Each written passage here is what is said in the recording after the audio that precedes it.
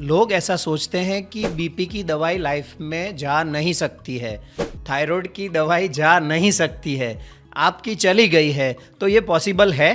बिल्कुल पॉसिबल है। मैं पिछले 8 महीने से मैं कोई भी प्रेशर की और थायराइड की और कोलेस्ट्रॉल की गोली नहीं खा रहा हूँ। आप बीपी की गोली कितने साल से ले रहे थे? 25 साल से तो मैं प्रेशर की गोली ले रहा था। थायराइड की दवाई? थायराइड की दवाई 10 साल से मैं ले रहा था। लोगों को ये कहता हूँ कि अगर मैं 67 ईयर्स की एज में अगर मैं कर सकता हूँ को कोई भी कर सकता है। मुझे धीरे धीरे करते इतना अच्छा लगा कि आज मैं कह सकता हूँ कि मैं स्वस्थ जीवन जी रहा हूँ। मुझे घबराते भी हैं कि भाई ये मत करो फिर से बढ़ जाएगा, तो मैंने बोला कि भाई मैं ज़िंदगी भर गोली खाता रहूँगा तो भी यही रहेगा, तो उससे अच्छा है कि मैं ये लाइफस्टाइल अपनाऊँ कि जिससे मुझे गोली खाने की ज़रूरत ना पड़े और मैं हेल्दी रह सकूँ।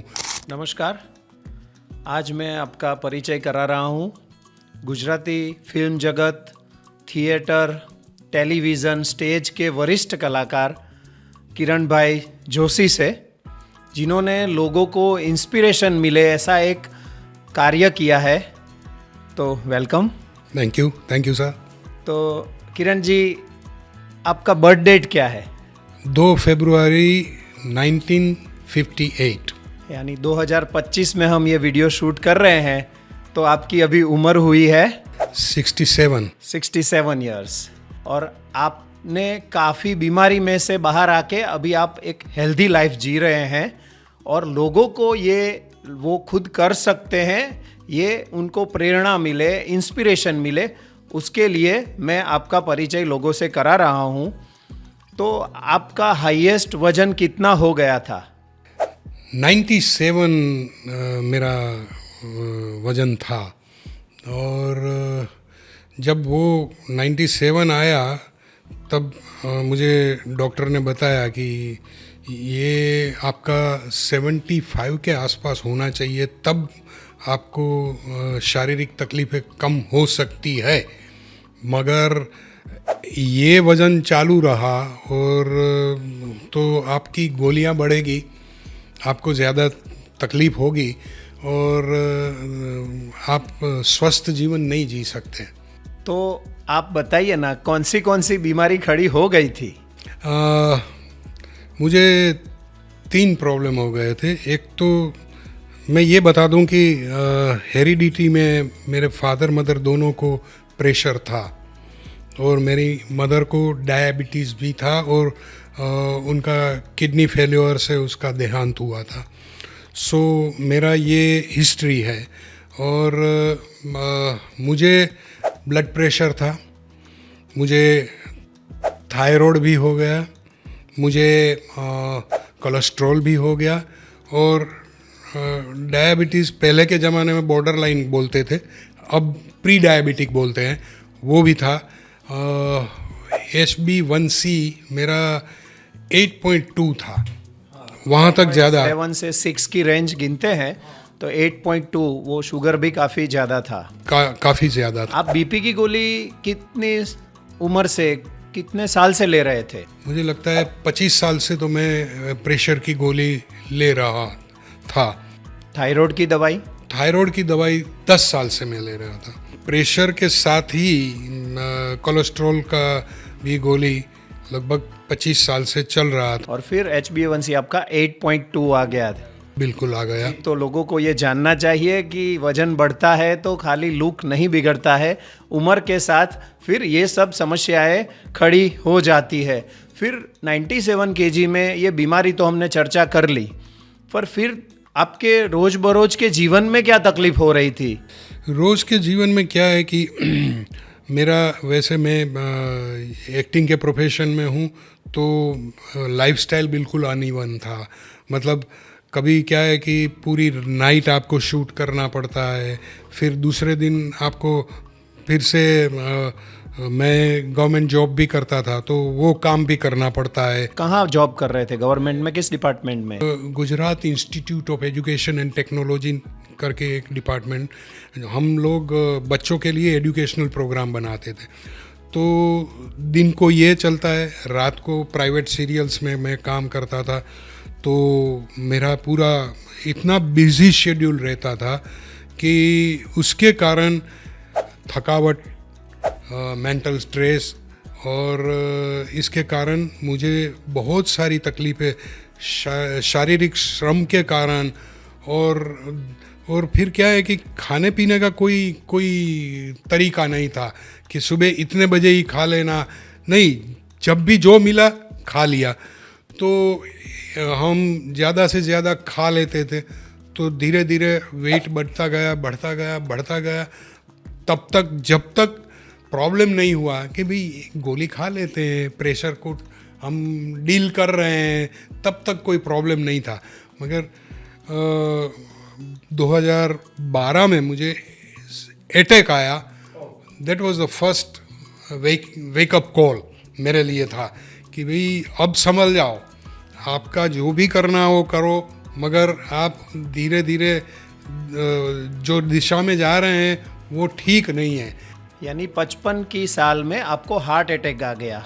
यहाँ पे मैं आप सब जो दर्शक है देख रहे हैं उनको बताना चाहूँगा कि आप आपके स्वास्थ्य का ख्याल कीजिए।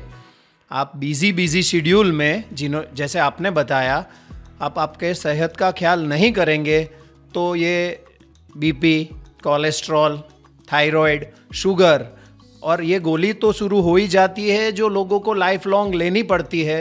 पर फिर साथ साथ में हार्ट अटैक आ गया और फिर ब्लड थिनर्स गोली लाइफ लॉन्ग लेनी है। ये जीवन हो सकता है। और फिर उसमें क्या हुआ कि तब तक थायराइड नहीं था, तब तक ये ब्लड शुगर नहीं था।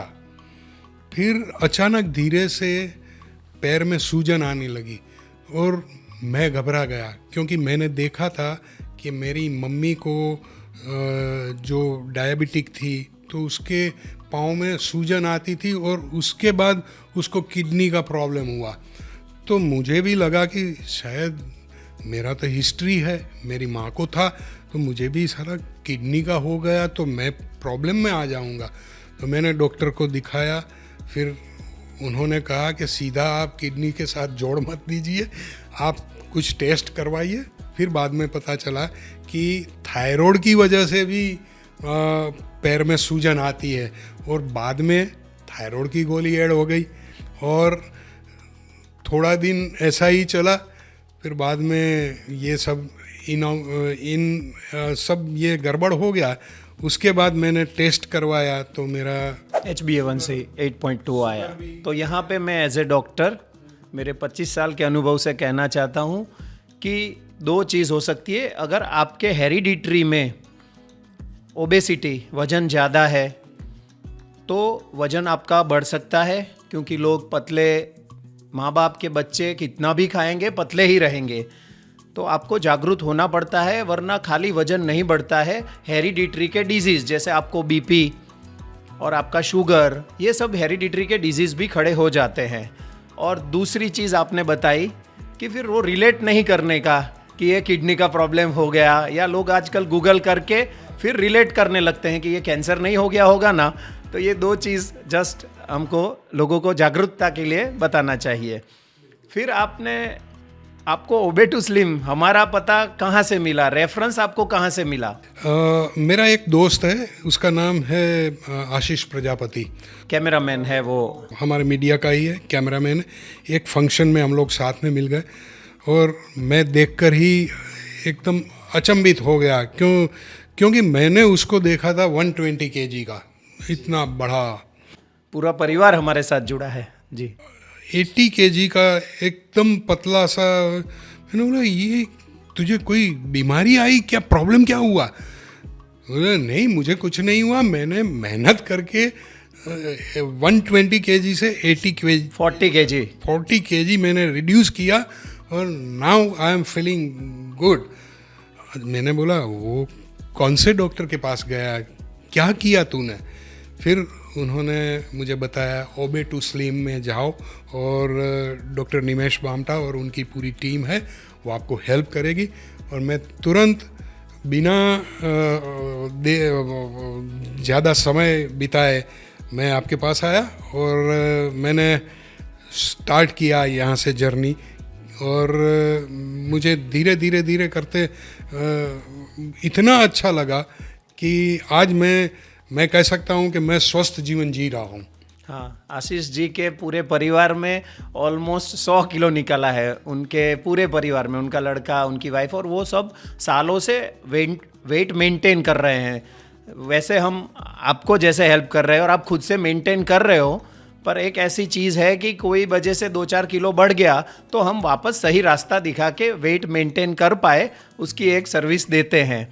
तो आपके 97 केजी से अभी आप कितने वेट के मेंटेन कर रहे हैं? मैं अभी 74 और 75 के बीच में हूँ। मतलब मेरा टारगेट वेट आपने तय किया था 73 केजी, तो वो तो अचीव हो गया। मतलब 75 से तो कभी ऊपर जाना नहीं है, इतना कॉन्शियस मैं हूँ और मैं लगातार प्रयास करता रहूँगा कि उससे ज़्यादा तो नहीं बढ़े। और अभी लोग ऐसा सोचते हैं कि बीपी की दवाई लाइफ में जा नहीं सकती है, थायराइड की दवाई जा नहीं सकती है, आपकी चली गई है, तो ये पॉसिबल है? बिल्कुल पॉसिबल है। मैं पिछले 8 महीने से मैं कोई भी प्रेशर की और थायराइड की और कोलेस्ट्रॉल की गोली नहीं खा रहा हूँ। नहीं तो बढ़ गया तो लोग सोचेंगे ना कि गोली छोड़ दी और फिर ब्रेन स्ट्रोक आ गया या हार्ट अटैक आ गया, तो आप क्या करते हैं कि आपका नहीं बढ़ रहा है? वो वेरीफाई चेक आप कैसे करते हैं? रेगुलर मैं नापता हूँ, दिन में 2 टाइम, सुबह भी मैं प्रेशर चेक करता हूँ, शाम को भी मैं प्रेशर चेक करता हूँ। और अगर प्रेशर ज़्यादा हुआ तो जो गाइडलाइन दी है उसके मुताबिक मैं पम्पकिन सीड्स ले लेता हूँ या तो कोकोनट का वाटर पी लेता हूँ, उससे थोड़ी देर में ही प्रेशर डाउन हो जाता है।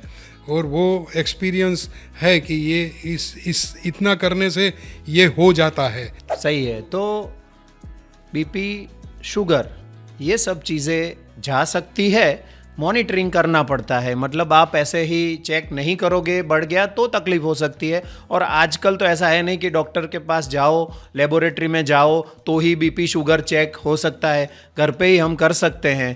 तो सही है। बिल्कुल, मैं ब्लड शुगर भी रेगुलर चेक करता रहता हूँ, हर 3-4 दिन के बाद में। कभी फास्टिंग का किया, कभी खाने के बाद का किया, डिनर के बाद का किया। और वो मैं एक चीज़ खास ध्यान रखता हूँ कि जिस दिन मान लो कि आपको कोई शादी में अटेंड करना जाना पड़ा या कोई पार्टी में जाना पड़ा और कुछ खा लिया आपने, तो उसके बाद तो आपको बिल्कुल ब्लड शुगर चेक करना ही है कि कितना बढ़ा है और बढ़ा है तो फिर दूसरे दिन क्या करना है।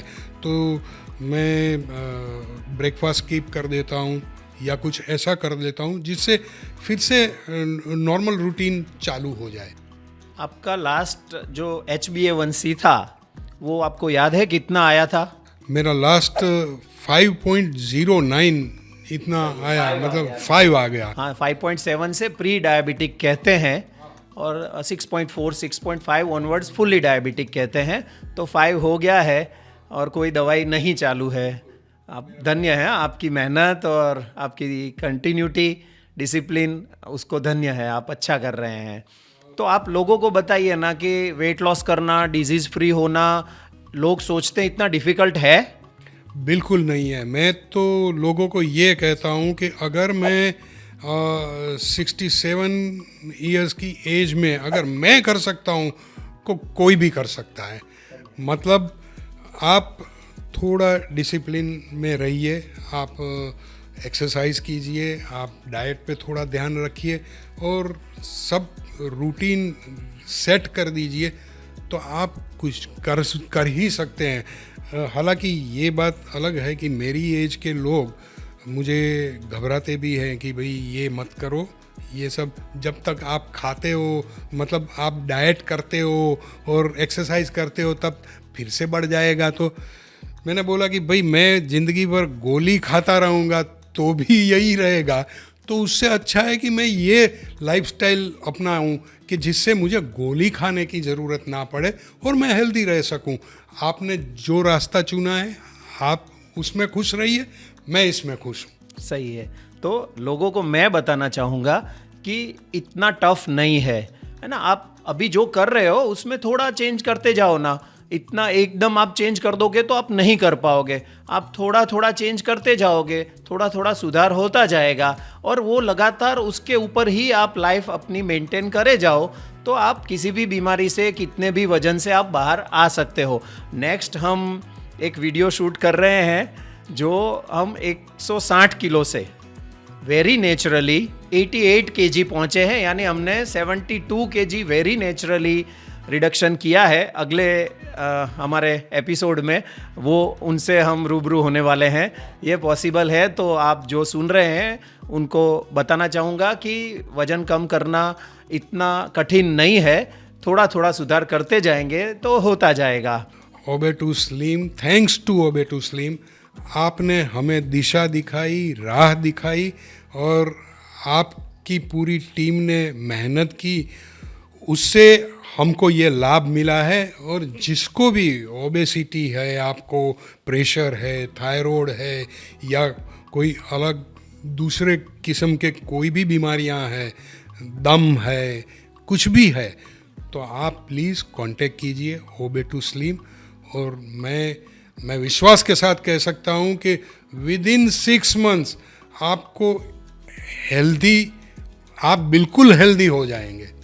Thank you so much. आप 15 से 30 साल की उम्र के बच्चों को कुछ संदेश दीजिए कि जो आपने फेस किया, बीमार हो गए, फिर आपने निकाला, धन्य है, पर वो इस दिशा में न पहुंच जाए। इसलिए हम कैटेगरी वाइज आप 15 से 30 साल के बच्चों को कुछ ये माध्यम से आप आपका सूचन कीजिए, सलाह दीजिए। बिल्कुल, जो लोग 15 से 30 के आसपास के हैं उनको मैं ये कहना चाहूँगा कि आप मेहरबानी करके जंक फूड और पैक फूड मत खाइए, कम कीजिए वरना ये कम कीजिए। जितना खाते हैं उससे आप 50% कम कर दीजिए तो आपकी समस्याएं 50% कम हो जाएगी। और यहाँ से मैं कहूँगा कि कुछ फिजिकल एक्टिविटी रखिए, कोई स्पोर्ट्स पकड़ लीजिए, हाँ, जिसमें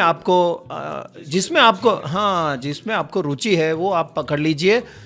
हाँ, वरना फिर अगर आपके हेरिडिटरी के डिजीज़ या मोटापा आपको बड़ी उम्र में तकलीफ़ कर सकता है। और फिर 30 से 55 वाले लोगों को भी मैं ये कहूँगा कि मेहरबानी करके आप डाइट और एक्सरसाइज पर फोकस कीजिए और जितना शाम में जितना भी जल्दी खाना खा सके उतना बढ़िया रहेगा आपको। कि आप अगर 8 बजे से पहले अगर आप खाना खा लेते हैं तो उससे अच्छा एक भी नहीं है, कोई चीज़ नहीं है। और रोज़ की 45-50 मिनट की एक्सरसाइज आपको करनी चाहिए।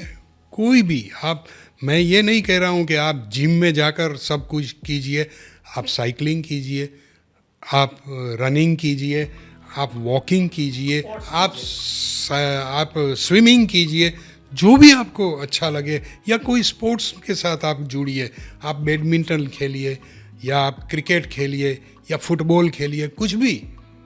तो मैं समझता हूँ कि बाकी का जीवन आपका हेल्दी और सुखमय रहेगा। जी, और आपकी उम्र के लोग 55 से 80, हमारे 80 ईयर ओल्ड भी पेशेंट आते हैं और भगवान की मेहरबानी से अच्छे हो जाते हैं, फिर अच्छा जीवन जीते हैं। पर उनको क्या कहना चाहेंगे आप? करना चाहिए उनको, या फिर सरेंडर होके जो है सो गोली खाते रहो, मोटापा लेके घूमते रहो, ऐसा जीवन व्यतीत करना चाहिए? उनको कुछ इनिशिएटिव लेना चाहिए? आप क्या कहना चाहोगे उनको, क्या संदेश दोगे? मैं तो ये कहूँगा कि 60 से लेकर 80 वाले भी अगर आपकी एज के हिसाब से आप दौड़ नहीं सकते, चल तो सकते हैं, तो 45 मिनट 50 मिनट चल लीजिए। और घुटने दुख रहे हो तो कैसे चलेंगे? तो आपको ओबेटू स्लिम में जाइए, आपको वहाँ पर जो फिज़िकल ट्रेनर है वो आपको वहाँ भी गाइड करेंगे कि अगर आप चल नहीं सकते तो क्या कर सकते हैं, फिज़िकल एक्टिविटी वो भी करेंगी। और खाने पीने में तो बिल्कुल ध्यान रखना ही है, क्योंकि ये एज ऐसी है कि यहाँ से कुछ भी हो सकता है। इसलिए आप जब तक स्वस्थ रहेंगे तब तक आप अच्छा जीवन जी सकते हैं। और हमारा ये सूत्र ही है कि आयुष्य आरोग्य अच्छा ही रहना चाहिए, है ना, वरना लाइफ स्पान भी कम हो गया है आजकल। ओके, तो फिर और एक चीज़ कि आप 6 महीने, आपकी डॉटर कनाडा है, आपका लड़का बेंगलोर है, तो 6 महीने आप कनाडा थे, तो यहाँ से लोगों को ये बिजी हो जाते हैं, ट्रैवलिंग में कैसे मेंटेन करेंगे, या बाहर गए हैं तो कैसे मेंटेन करेंगे। तो आप कनाडा कितने महीने थे? मैं तकरीबन 5 महीने तो था ही। तो वहाँ पे आपने कैसे मेंटेन किया? वहाँ पे आपने क्या किया कि बाहर थे तो कैसे किया आपने? मैं कनाडा में था, मैंने मेरे जमाई को कहा था कि नज़दीक में जो भी जिम है वहाँ पर मेरा मेंबरशिप ले लेना। And I was fortunate enough कि मैं समर में गया था, सो घर से मैं बाहर निकल सकता था। कनाडा या अमेरिका में कभी क्या है कि विंटर में आप जाओ तो स्नोफॉल होता है, बाहर का वेदर आपको परमिट नहीं करता है। फिर भी मैं ऐसे भी दिन थे जब स्नो हुआ, ये हुआ, तो मैं घर पे ही एक्सरसाइज किया करता था। अदरवाइज़ मैं जिम में जाता था, जिम करता था और खाने पीने का ध्यान वहाँ भी रखता था। वहाँ फॉर्चुनेट हम इतने थे कि वहाँ पर ये सब बेरीज और ये फ्रूट्स बहुत सारा और बढ़िया फ्रूट्स मिलता था, तो हम दिन में वो फ्रूट्स खा लेते थे, बेरीज खा लेते थे, फिर थोड़ा बहुत खाने में ध्यान रख लेते थे और कभी कभी खा भी लेते थे। ऐसा नहीं है कि मैं नहीं खाता था, मैंने पिज़्ज़ा भी वहाँ खाया है, मैंने पास्ता भी खाया है, मगर बाय एंड लार्ज आपका दिन में मतलब 7 दिन में हम लोग 6 दिन तो बिल्कुल डिसिप्लिन लाइफ जीते थे। तो आप रोज अगर बाहर का खाएंगे, रोज हाई कैलोरी खाएंगे तो दिक्कत हो सकती है, आपकी एक्सरसाइज भी आपको नहीं बचा सकती है। तो हो उतना ध्यान रखे, मिनिमाइज कर दे आउटिंग, हाँ, बाहर का फूड थोड़ा कम कर दे, पोर्शन कंट्रोल कर दे, आगे पीछे का ध्यान रख ले, तो हेल्थ तो मैनेज ट्रैवलिंग में भी हो सकती है। और आपका लड़का जो बेंगलोर में रहता है, आपका जो हेरिडिटरी है, जो आपकी मम्मी ने आपको दिया, वो उसको क्या दिक्कत थी? उसको पिछले आई थिंक 5 महीने पहले वो अमेज़ोन में जॉब कर रहा है और वो उसका वर्क वो है ना, वो आईटी वाला है, तो बैठे बैठे काम करना है वो, मतलब उसमें बहुत ज़्यादा मूवमेंट ने वो सब नहीं होता। और धीरे धीरे वो 30 के आसपास तो आ गया है, 32 इयर्स हो गया उसको। तो सडनली कंपनी की तरफ से जो मेडिकल चेकअप आया तो उसमें फैटी लीवर आया, फैटी लीवर ग्रेड 2। तो वो घबरा गया। फिर उसने बेंगलोर से मुझे कनाडा में फ़ोन किया। मैंने बोला तू चिंता मत कर, मैं डॉक्टर निमेश भामटा को ओबेटू स्लिम में बात करता हूँ और तेरा सब ठीक हो जाएगा। फिर मैंने आपसे संपर्क करवाया और उसने बेंगलोर में रहते रहते ये सब किया। तो अभी जो अभी दिवाली गई वहाँ पर उसने फिर से चेक किया तो उसका फैटी लीवर ग्रेड 1 हो गया है, मतलब 2 से वो 1 में आ गया है। अब धीरे धीरे वो भी नॉर्मल होता जाएगा, मगर उसको वो भी था। और दूसरा एक इश्यू हुआ था, इंसुलिन रेजिस्टेंस उसका थोड़ा ज़्यादा था, वो भी धीरे धीरे अब कंट्रोल में आ रहा। तो यहाँ पे मैं लोगों को बताना चाहूँगा कि फैटी लीवर है तो जैसे आपने डायबिटीज़ फेस किया, हार्ट अटैक को फेस किया, कोलेस्ट्रॉल आ गया, बीपी आ गया, ये सब फिर फैटी लीवर लेके घूमे, ये छोटी उम्र में 25-30 में उनको ये फेस करना ही पड़ेगा। रूट कॉज है, अगर फैटी लीवर है तो एज ए डॉक्टर मैं कहना चाहूँगा कि उसको करेक्ट करने का प्रयास करना चाहिए, वरना ये हार्ट डिजीज़, कोलेस्ट्रॉल, शुगर वगैरह फिर बड़ी बीमारी खड़ी कर सकता है। तो ये हेरिडिटरी डिजीज़ इनएविटेबल है, मतलब वो आने के पूरे चांसेस रहते हैं लोगों को। उसके रिगार्डिंग हम तो हमारे पेशेंट्स को हेरिडिटरी डिजीज़ ना परेशान करे बड़ी उम्र में, उसके लिए रिपोर्ट सजेस्ट करके कुछ छोटे छोटे नॉर्म्स दे देते हैं ताकि वो उस चीज़ों से परेशान ना हो। तो अभी आप लेमैन लोगों को क्या क्वेश्चंस हो सकते हैं वो अगर आप पूछे तो मैं एज ए डॉक्टर उसका आंसर देने का प्रयास करता हूँ। 6-7-8 महीने का मेरा जो एक्सपीरियंस रहा है उसमें लोग तरह तरह के प्रश्न पूछते हैं। उसमें से एक मैंने जनरल क्वेश्चन निकाला, वो ये है कि लोग इतने सालों से स्वस्थ होने के लिए लोग जो प्रयास करते हैं उसमें बहुत सारी थियोरीज आती है। जैसे थोड़े समय पहले कीटो डाइट आया, उससे पहले मतलब लिक्विड डाइट का एक थियरी आया कि लोग लिक्विड डाइट से अपना शरीर वज़न कम कर लेते हैं, कीटो डाइट से कर लेते हैं। फिर मिलेट खाओ और आप स्वस्थ हो जाएंगे, मिलेट का चालू हो गया। फिर IF आया, इंटरमिटेंट फास्टिंग, तो वो लोग करने लगे।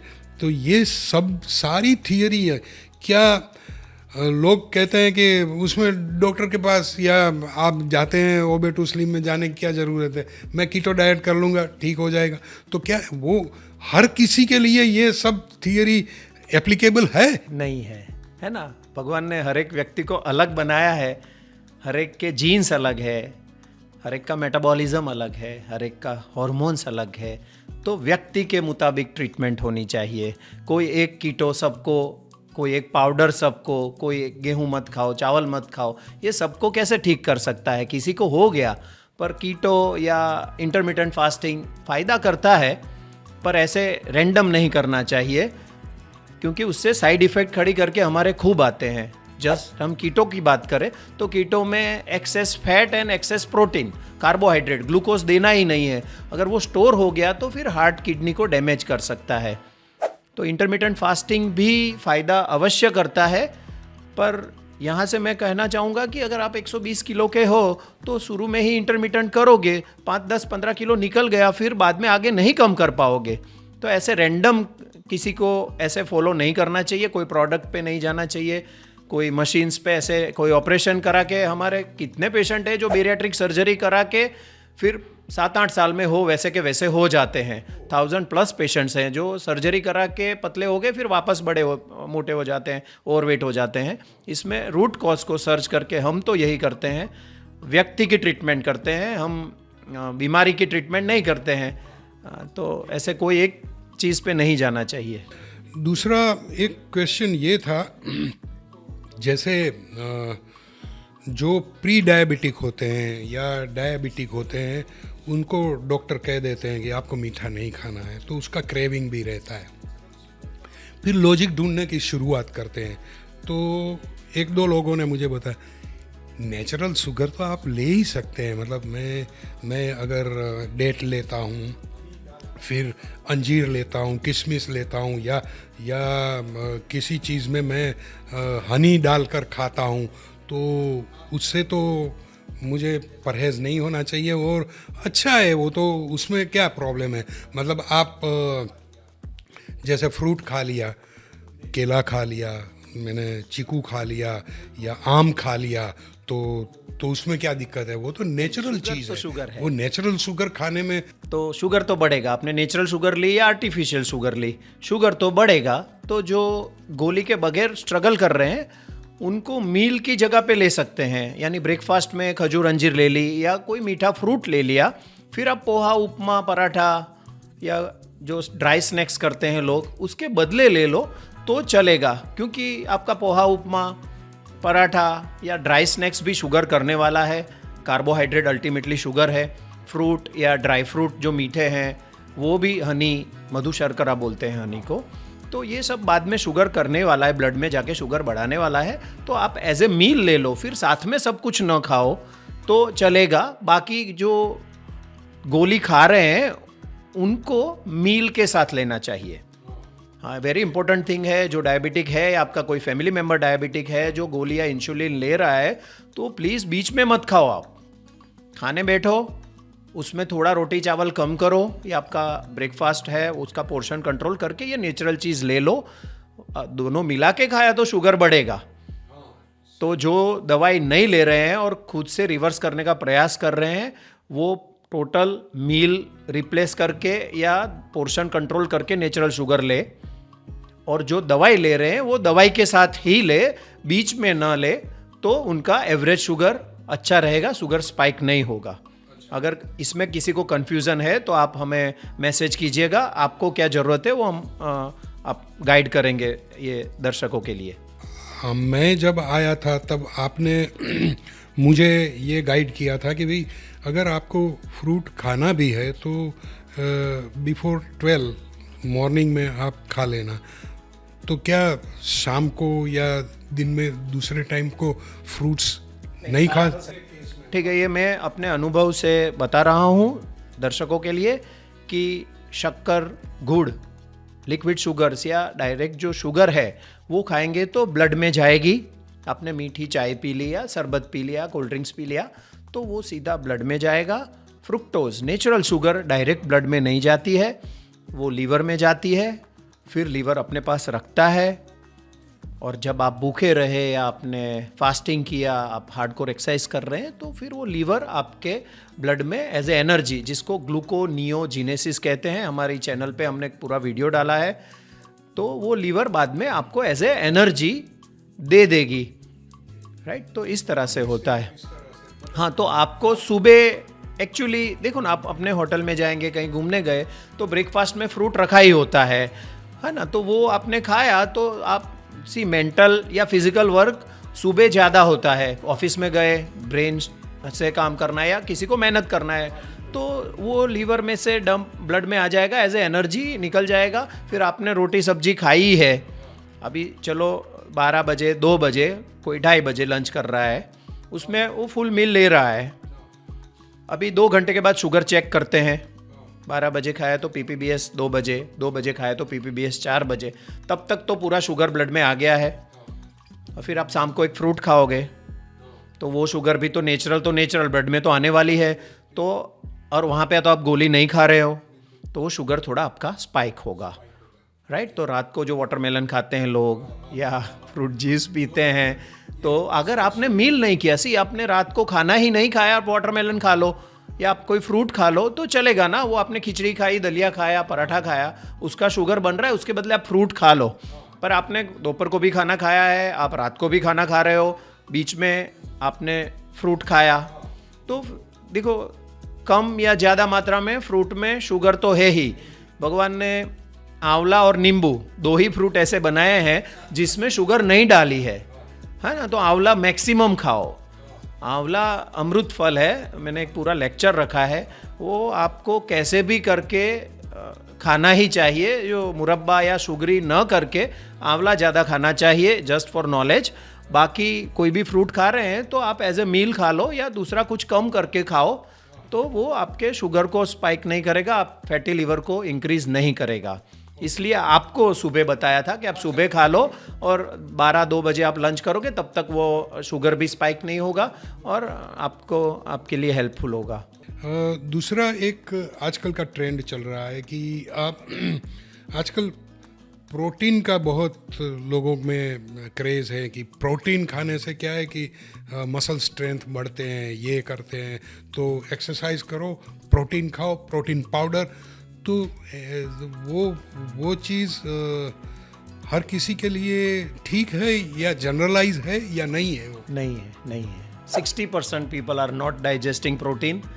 मैं स्ट्रांगली कहता हूँ कि आपको कोई प्रोटीन पाउडर पिला रहा है, मैं क्रिटिसाइज़ नहीं कर रहा हूँ, प्रोटीन एकदम बिल्डिंग ब्लॉक्स है, हमारे मसल को अच्छे करेंगे।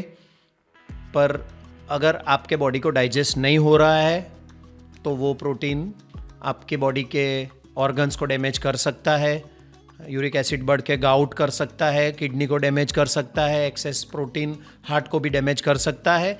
तो सीरम प्रोटीन और यूरिक एसिड ये टेस्ट आप अगर प्रोटीन पाउडर पी रहे हो तो 3-3 महीने में करा रहो।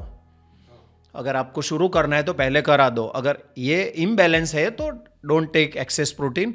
छोटे छोटे बच्चे हमारे वर्कआउट करने के लिए जिम में जाते हैं, प्रोटीन ज़्यादा खाने लगते हैं, पीने लगते हैं और फिर हार्ट, किडनी, यूरिक एसिड ये सब डैमेज करके बॉडी को आते हैं। तो सबको प्रोटीन हजम नहीं होता है, सबको ऐसे रैंडमली विदाउट सुपरविज़न नहीं लेना चाहिए। वे प्रोटीन, आइसोप्रोटीन, मैंने पूरा एक लेक्चर रखा है हमारी सोशल मीडिया प्रोफाइल में। वो अच्छी चीज़ है, ऐसे उसका कोई साइड इफ़ेक्ट नहीं है, राइट। तो जैसे चलो ये एक और डिस्कशन अच्छी कर लेते हैं लोगों के लिए कि GRD, प्रोटीन एक्स ऐसी ब्रांड के अच्छे मेडिकल में मिलने वाले प्रोटीन आते हैं जो डॉक्टर प्रिस्क्राइब करते हैं। जिम में जो मिलते हैं वो महंगे होते हैं पर वो केजी में आते हैं, यानी अगर 250-300 रुपये का छोटा डब्बा आ रहा है तो ये किलो में होगा तो इसका 2-3-4 हज़ार प्राइस होगा, तो वो दैट इज़ ओके। पर आपको डाइजेस्ट हो रहा है कि नहीं वो आपको वेरीफाई करके फिर ही लेना चाहिए, अदरवाइज़ वो काफ़ी डैमेज कर देते हैं। हमारे किडनी बिगाड़ के काफ़ी बॉडी बिल्डर्स आ रहे हैं जिनको हम हेल्प करके धीरे धीरे सुधार करा रहे हैं। पर एक्सेस प्रोटीन हमने खाना खाया तो वो लेट्रिन में निकलेगा।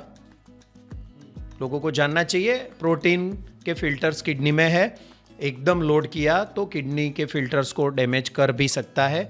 तो संभाल के डाइजेस्ट हो रहा है तो ले सकते हैं। ये आंसर हुआ इसका। ओके, ठीक है। और बाद में 1-2 लोगों ने मुझे ये भी बताया कि मान लो कि हमारा जैसे मैं टेलीविज़न, थिएटर, फिल्म उसमें जाता हूँ तो थोड़ा मेरा खाने पीने का टाइमिंग में वेरिएशन कभी कभी आ ही जाता। सबको आएगा ना, हमें भी आता है। तो उसमें आपको क्या ध्यान में रखना है आपको कि मान लो कि मैं रिसेप्शन में गया और 8:30 के बाद मैंने खाना खाया तो नेचुरली मैं मतलब वो जो डेडलाइन है कि 7:30-8 बजे तक मैक्सिमम आपको खाना खा लेना चाहिए, वो तो मैं क्रॉस कर नहीं। तो मैं आपको इंटरप्ट करूंगा, सॉरी, ऐसी कोई डेडलाइन नहीं है। नहीं, ऐसी डेडलाइन नहीं है। आप 11 बजे सो रहे हो तो आपकी डेडलाइन है। यहाँ पे कोई सुन रहा है जो रात को 2-3 बजे तक जाता है तो एटलीस्ट गिव 4 आवर्स। आप सोने से 3-4 घंटे पहले खा लीजिए तो बॉडी को डाइजेस्ट करने का टाइम मिलेगा। अभी आपका लड़का ही US की कंपनी में काम कर रहा है या कोई वजह से आप रात को जाग रहे हो तो आप सोने से 3-4 घंटे पहले खा लो, कोई डेडलाइन ब्रेक नहीं हो जाएगी, बॉडी को डाइजेस्ट करने का टाइम मिलेगा, राइट। तो एक वर्कआउट रखो और फिर आपने जो बताया कि सुबह का थोड़ा कम कर दो, छोड़ दो, तो वो बॉडी उसको मेटाबोलाइज, डाइजेस्ट कर देगा। हाँ, तो सोने से 3-4 घंटे पहले खाना ही चाहिए। जिनका लाइफस्टाइल मतलब ऐसा है कि जैसे वो कोई न्यूज़ कवर करने जाते हैं, जो पत्रकार हैं, जो मेरे जैसे टेलीविज़न फिल्म के काम करने वाले हैं, तो वो लोग इतना समझ ले कि भाई हमको खाना खाने के बाद 3-4 घंटे के बाद ही सोना है। तो और बिजी है, टाइम नहीं है, ये जो सुन रहा है वो आप जान लीजिए कि आप बिजी है और आपके पास एक्सरसाइज करने का टाइम ही नहीं है, तो ये आप गलत कर रहे हो। आप प्राइम मिनिस्टर हो तो भी आपका खाना आपको ही जलाना पड़ेगा। तो ऐसा कभी हम तो सुनते ही नहीं है कि मेरे पास टाइम नहीं है। हाँ, हमारे फीमेल हाउसवाइफ होते हैं, इतने व्यस्त रहते हैं बच्चों में, हस्बैंड का किया, या फिर जो वर्किंग वुमेन है वो भी बेचारे बहुत घर का भी करने का, जॉब का भी करने का, आके बच्चे या घर वाले एक्सपेक्ट करते हैं, फिर उनको परेशानी हो जाती है। पर कुछ भी करके आपको 1-8 घंटा फिजिकल एक्टिविटी करनी ही चाहिए, तभी आप स्वस्थ रहोगे, आपके ऑर्गन्स अच्छे रहेंगे। वरना फिर धीरे धीरे वो बिगड़ जाते हैं, गिव अप कर देते हैं, और फिर बिगड़ जाने के बाद सही हो तो सकता है पर पहले ही करना चाहिए ना। तो लगातार कुछ ना कुछ आपने जो आपके फील्ड के लोगों को मैसेज दिया कुछ भी करो, एक आध घंटा आप आपके फील्ड में आप कुछ भी फिजिकल कर लो। हाँ जी जी। और एक आखिरी सवाल मैं ये भी करूँगा कुछ मेरे दोस्त हैं जो डायबिटिक है और वो बहुत ज़्यादा घबरा जाते हैं जब मान लो कि आपने कुछ मीठा खा लिया, फिर गिल्ट भी आ गया अंदर, नहीं खाना था खा लिया, और 2 घंटे के बाद वो टेस्ट करते हैं और वो देखते हैं कि 200 आ गया, तो फिर घबरा जाते हैं क्या करें 200 आ गया। तो उस जैसे केस में आप क्या कहना चाहेंगे कि वो क्या करें? मतलब आ गया तो आ गया, फिर फिर से आपको नॉर्मलाइज करना है या एक आध बार? नहीं, बाद का मील, हाँ जो आपने बता दिया है, हमने डिस्कस किया, आप बाद में फिर देते मत रहो ना, उसको नीचे आने दो ना। राइट, आपका रात को 200 आ गया है तो फिर फास्टिंग शुगर भी आपका फिर 150 160 आएगा, इतना तो यूज़ करेगा बॉडी एज ए एनर्जी। फिर आप ब्रेकफास्ट कर लोगे, दवाई ले रहे हो तो ठीक है, अगर नहीं ले रहे तो फिर आपको थोड़ा कोई भी ऐसी चीज़ें खानी चाहिए जिसका शुगर स्पाइक ना हो। लो ग्लाइसेमिक इंडेक्स, हमने पूरा एक लेक्चर रखा है, हमारे यहाँ 16 masters in food and nutrition dietitian है, तो फिर ऐसा खाओ जिसमें शुगर स्पाइक ना हो। राइट, पर पैनिक करने का ज़रूरत नहीं है, एक बार बढ़ गया तो कुछ नहीं होता है, लगातार ज़्यादा रहा तो जो आपने बताया, आपकी मदर ने जो फेस किया, किडनी विडनी ख़राब हो गई, आंखें ख़राब हो जाती है या नसें ख़राब हो जाती है, फिज़िकली प्रॉब्लम हो जाता है, ये शुगर लगातार तो ज़्यादा नहीं ही रहनी चाहिए। कोई व्यक्ति है जिसका शुगर लगातार ज़्यादा आ रहा है, HbA1c ज़्यादा आ रहा है, तो आप आपके डॉक्टर को या किसी योग्य चेंज कर दीजिए। आप ज़्यादा शुगर लेके मत घूमिए, आपको वो ऑर्गन डैमेज करके फिर उसके परिणाम खराब आते हैं, तो शुगर को दबा के रखना चाहिए। मैं सुबह का शुगर आप जितना हो उतना 100 के नज़दीक रखो, 80 90 100, और खाने के बाद का 140 के नीचे रखो। इस तरह से खाओ या इस तरह से दवाई आपके डॉक्टर को पूछ के सेट करवाओ। डायबिटिक दवाई की लॉट्स ऑफ साइड इफ़ेक्ट्स हैं, काफ़ी सारी दवाइयाँ डायबिटीज़ की है जो काफ़ी साइड इफ़ेक्ट्स करती है। आपने जो कोलेस्ट्रॉल की गोली खाई उसी ने आपका शुगर बढ़ाया। हाँ सही है, 10 साल 12 साल तक मैंने कंटिन्यूअस लिया। हाँ, स्टेटिन करके मैं बार बार कहता हूँ कि कोलेस्ट्रॉल ज़्यादा आ रहा है तो फिर एक ही दवाई स्टेटिन ग्रुप की, एटोरवास्टेटिन, रोजुवास्टेटिन, सिमवास्टेटिन आती थी पहले, यही दवाई दी जाती है जो श्योर कोलेस्ट्रॉल कम कर देती है। और कोलेस्ट्रॉल कम करना और कम रखना चाहिए, वरना हार्ट को डैमेज हो सकता है, पर वो कोलेस्ट्रॉल की गोली आपको डायबिटीज़ कर सकती है। हाँ, उसका पूरा लेक्चर रखा है। तो वो कोलेस्ट्रॉल नेचुरली हमारे पेशेंट्स में कितना भी कोलेस्ट्रॉल आए, अगर कोई गोली खा रहा है तो एकदम रैंडमली नहीं छुड़वाते। हमारे यहाँ फिजिशियन, MBBS डॉक्टर्स, एक्सपीरियंस्ड पूरी टीम है, वो हेल्प करती है कि कैसे रिड्यूस हो डोज, और फिर मॉनिटरिंग देते हैं।